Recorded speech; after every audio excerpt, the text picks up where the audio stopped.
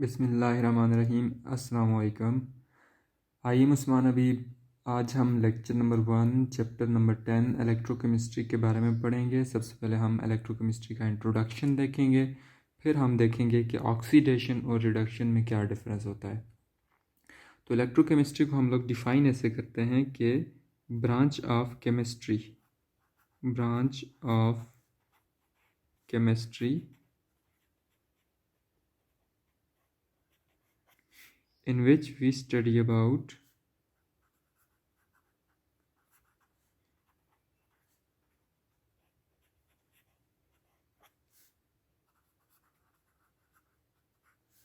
electrochemical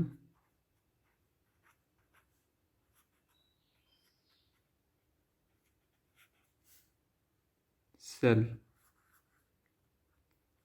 कि chemistry की ऐसी ब्रांच होती है जिसमें हम लोग इलेक्ट्रोकेमिकल सेल के बारे में पढ़ते हैं, उसे हम लोग इलेक्ट्रोकेमिस्ट्री कहते हैं। अब इलेक्ट्रोकेमिकल सेल क्या होता है? इलेक्ट्रोकेमिकल सेल ऐसा सेल होता है जिसमें या तो इलेक्ट्रिकल एनर्जी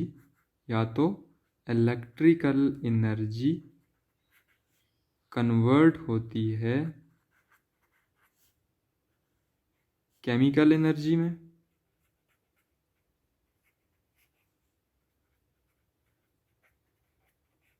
या केमिकल एनर्जी वापस कन्वर्ट होती है इलेक्ट्रिकल एनर्जी।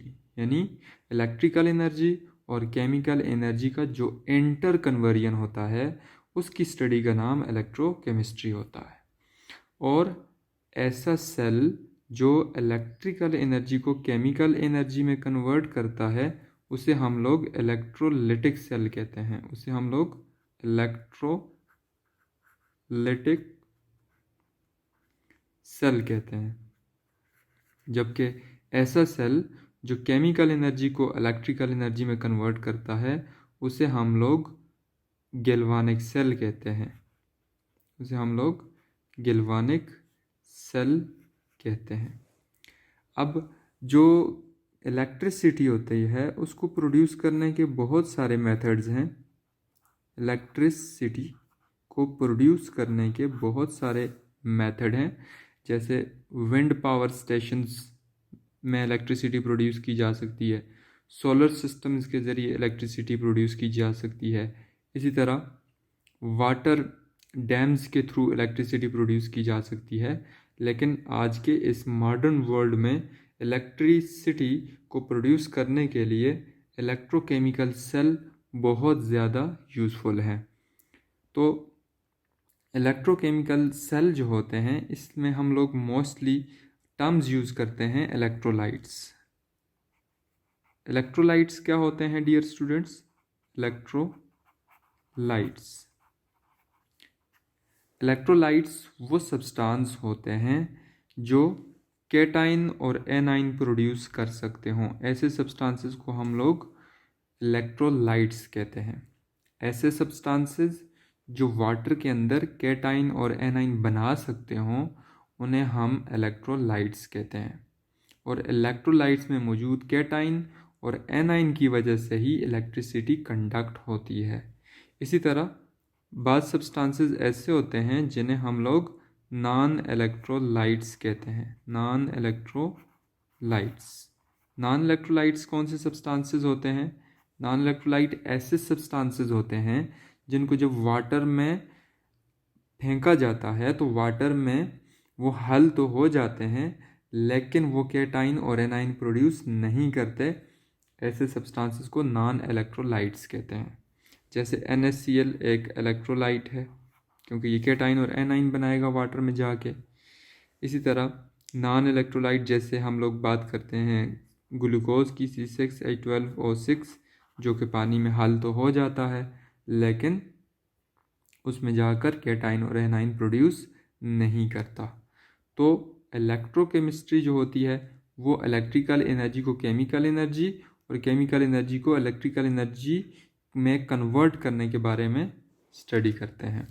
तो सबसे पहले बात करते हैं ऑक्सीडेशन रिडक्शन की डेफिनेशंस क्या हैं। ऑक्सीडेशन और रिडक्शन में क्या क्या डिफरेंस है? तो हम सबसे पहले डिफ़ाइन कर सकते हैं कि ऑक्सीडेशन हम लोग कहते हैं addition of addition of oxygen is called as oxidation. Removal of oxygen is called as reduction. कि किसी कंपाउंड में ऑक्सीजन ऐड हो, जैसे हम लोग सल्फर है उसके साथ ऑक्सीजन का रिएक्शन करवाएं तो बन जाएगा SO2, ये ऑक्सीडेशन है। जब ऑक्सीजन ऐड होगा तो ऑक्सीडेशन होगी। और जैसे कार्बन डाइऑक्साइड है तो यहाँ से कार्बन में से ऑक्सीजन को निकाल दें तो फिर ये क्या बन जाएगी, रिडक्शन बन जाएगी। इसी तरह अगर हम रिडक्शन की बात करें तो रिडक्शन को ऐसे भी डिफाइन किया जा सकता है, addition of hydrogen, addition of hydrogen, hydrogen का ऐड होना रिडक्शन कहलाता है। जैसे नाइट्रोजन है तो उसके साथ हाइड्रोजन को ऐड कर रहे हैं, क्या बनेगा, इससे बनेगा अमोनिया गैस बनेगी। हाइड्रोजन ऐड हो जाएगा तो बैलेंस करने के लिए इसके साथ हम 2 लगाएंगे, इसके साथ हम लोग क्या लगा लेंगे, 3। तो हाइड्रोजन का एडिशन जो होता है वो रिडक्शन कहलाता है। और हाइड्रोजन का जो रिमूवल होता है वो क्या कहलाता है, removal of hydrogen is called as oxidation. Removal of hydrogen is reduction, oxidation. जैसे NH3 है, इसको वापस डिकम्पोज करोगे तो क्या बनेगा, इससे बनेगा नाइट्रोजन बनेगा प्लस हाइड्रोजन बनेगा। जब भी हाइड्रोजन रिमूव होगा तो उसे हम लोग ऑक्सीडेशन कहेंगे। इसी तरह डियर स्टूडेंट्स, आप लोगों ने एक और डेफिनेशन याद रखनी है, वो क्या है कि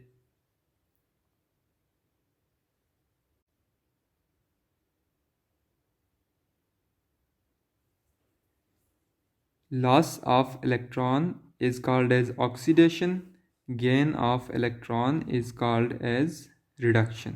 यानी एक छोटा सा आपने फार्मूला याद रखना है, leo ger, loss of electron is called as oxidation, gain of electron is called as reduction. जैसे हमारे पास एक मेटल है जिंक, अब जिंक जब सॉलिड फॉर्म में होता है तो ये कन्वर्ट हो सकता है जिंक एक्वस फॉर्म में, और ये 2 इलेक्ट्रॉन क्या कर सकता है, लॉस कर सकता है। तो जब ये 2 इलेक्ट्रॉन लॉस करेगा तो इट्स मीन के यहाँ पर ऑक्सीडेशन हुई है। इसी तरह जैसे कॉपर है, अब कॉपर के ऊपर +2 चार्ज है, तो जब ये 2 इलेक्ट्रॉन गेन करेगा तो ये दोबारा से 0 पे चला जाएगा, सॉलिड स्टेट में चला जाएगा। तो gain of electron is called as reduction, loss of electron is called as oxidation. इसी तरह हम लोग ऑक्सीडेशन रिडक्शन को ऐसे भी डिफाइन कर सकते हैं कि increase in oxidation state is called as oxidation and decrease in oxidation state is called as reduction. Increase in oxidation state is called as oxidation, decrease in oxidation state is called as reduction. जैसे यहाँ पर zinc के ऊपर पहले oxidation state 0 थी, तो बाद में कितनी हो गई, बाद में +2 हो गई, इट्स मीन इंक्रीज हुई है ऑक्सीडेशन स्टेट। यहाँ पर इसकी ऑक्सीडेशन स्टेट कॉपर की कितनी थी, +2 थी, फिर कितनी हो गई, 0 हो गई, इसका मतलब डिक्रीज हुई है ऑक्सीडेशन स्टेट।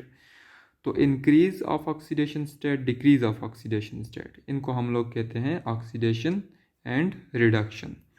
बाद दफ़ा डियर स्टूडेंट हम लोगों को एक टर्म बहुत ज़्यादा इशू क्रिएट करती है कि रिड्यूसिंग एजेंट क्या होता है।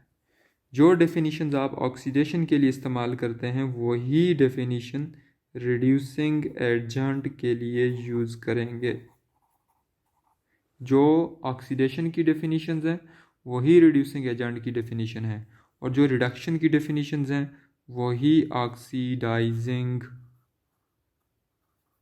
एजेंट की डेफिनेशंस हैं। तो ये था इंट्रोडक्शन ऑफ इलेक्ट्रोकेमिस्ट्री।